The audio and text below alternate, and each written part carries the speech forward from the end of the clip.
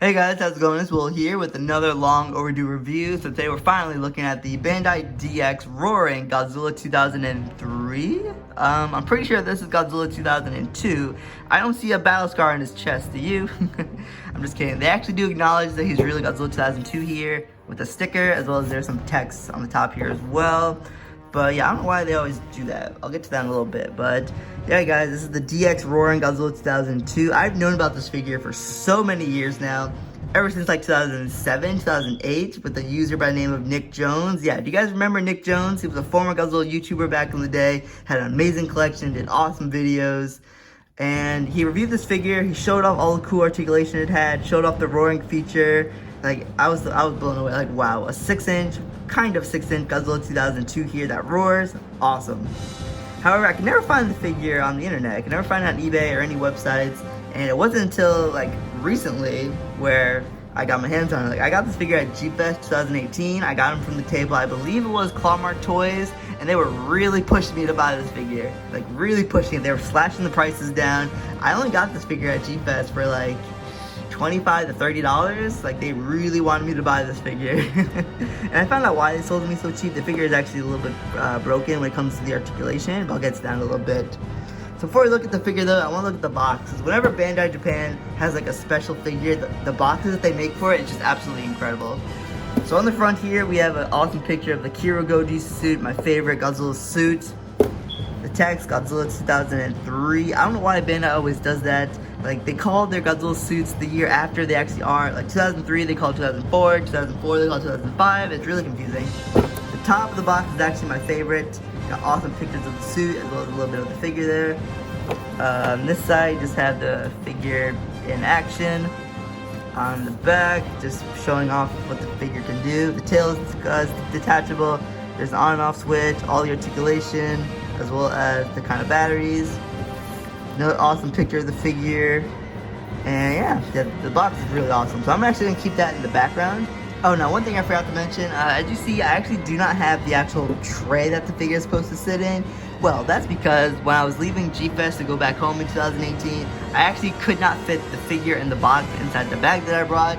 You know, so what I had to do was I had to throw out the tray and fold up the box. Yes, I had to fold this whole box up in order to fit the figure with all the other stuff that I bought. So yeah, but I think I did a pretty good job of reassembling the box, if you ask me. So yeah, guys, now moving on to the actual figure. Now, it's just so surreal to be having this in my hands. Like, knowing about the figure for so long and not being able to find it and then finally having it in your hand, it's just a real awesome feeling. Now, the first thing that's probably going to stick out to you is that it's really hard to make out this figure's eyes. Like, on the box, they look like a more lighter kind of gold, but when you actually get the figure, his eyes are actually a really dark gold. Like, you really have to get him in, like, the right light in order to be able to make out his eyes. That is a little bit annoying. Like, at first I thought, okay, did I get like a bootleg or something? But after seeing other people's posts on Instagram and the other reviews of this figure that are on YouTube, it's actually pretty, a lot of their figures look like this as well. So I was relieved to know that. But yeah, that's just a little bit annoying to me. Like, it would have been better if they could make the eyes look more reminiscent of the 8-inch figure. That would have been awesome. But this figure alone is actually still pretty cool, I'm not gonna lie. Now, detail this figure, I really love all the skin detail, like especially the bumps and stuff on the shoulders. He's made out of like this hard plastic material, not vinyl. The tail is like this squishy rubber, and that's so you're able to detach it to put the batteries in. I really love the paint job on the spines. Like, they look identical to the 8-inch version, so that's pretty cool. Get your tail out here. Now let's move on to the articulation, because this figure has real cool articulation. Obviously the head can swivel just a little bit. Now the arms are where it's awesome. Most Godzilla figures, you know, the vinyl ones, they only have their arms go in and out, or they can go up and down. This Godzilla figure has both of those. He can do the typical, why are we out of focus? He can do the typical in and out, but he can also go up and down. And the cool part is actually in the wrists here. They can swivel as well. So that's pretty cool. You can really get some good motion out of this figure if you wanted to. Now the legs, they only go back and forth. There is a bend at the knees, which is different for a Godzilla figure. No articulation on the feet. The tail swivels because obviously it's detachable. Now what I meant earlier when I said this figure is actually broken, this leg actually does not move. As you can see with my thumbs, I'm like trying everything I have in order to get the leg to move, but it just doesn't move. So that's why I think he was broken. That's probably why I think I got him so cheap. But the leg does have that bend at the knee. So now I'll go ahead and show you guys the roaring feature of this figure. Now there's a button right over here. We'll go ahead and flip that to on. The switch is very small, so you gotta be really careful with this because it seems pretty delicate. And there's a button right here, right above his crotch. So we'll go ahead and we'll press that. That is just awesome. Like, I can see why I was blown away by this all those years ago. Like, just having a regular 6-inch Godzilla figure roar at you. Like, I love that whole concept. So I think that's why I was so obsessed with getting this. You know, because, you know, it blew me away back in the day. So, yeah, I was, like, so happy to finally have this figure.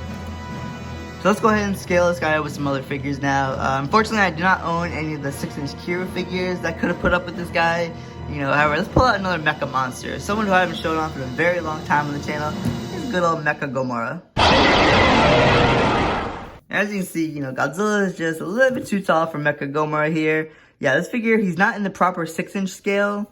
He's more like 6.5, maybe 6 1/4. I don't really know. But yeah, so he won't fit in scale with, you know, the proper 6-inch line. But hey, it is what it is, right? Alright, let's go ahead and scale up now with some Godzillas. So let's go ahead, Godzilla 2004 here. This Kira Goji's successor in terms of design. And let's pull out Godzilla 2000, one of the predecessors and inspirations behind the Kira Goji suit. The Memorial Box figure, my favorite color scheme for Godzilla 2000. And it's kind of bringing me to a little bit of a rant like Bandai. Okay, so you scaled down Godzilla 2004 to 6 inches.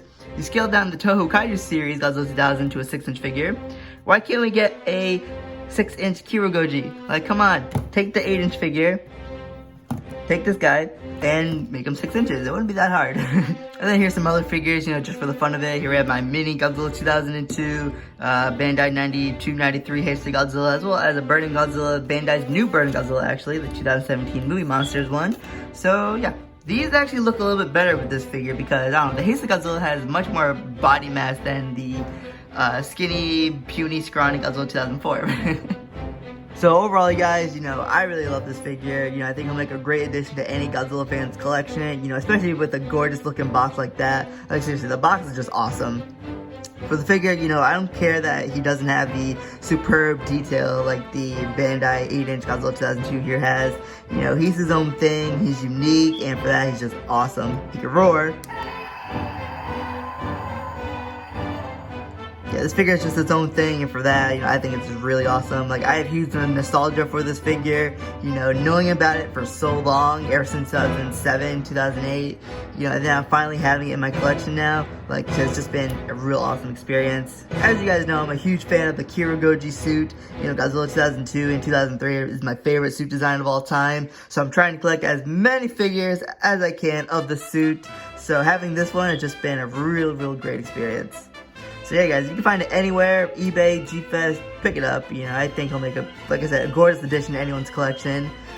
Oh, and guys, if you liked this figure's review, I do have another Godzilla 2003 figure that comes in a box pretty similar to this one. So let's pull it out, shall we? So guys, this here is what is known as the Bandai Remote Control Godzilla 2003. And guys, I've had this figure for years. I've had this figure since like 2012, 2011. And like, I featured it in past videos on the channel, but I've never given it its own like review. I've never given it the spotlight. So if you guys want me to give this figure its own review, let me know. Tell me in the comments below, leave a like, because I've not taken this figure out of the box in like years. So yeah, guys, let's make this happen, shall we?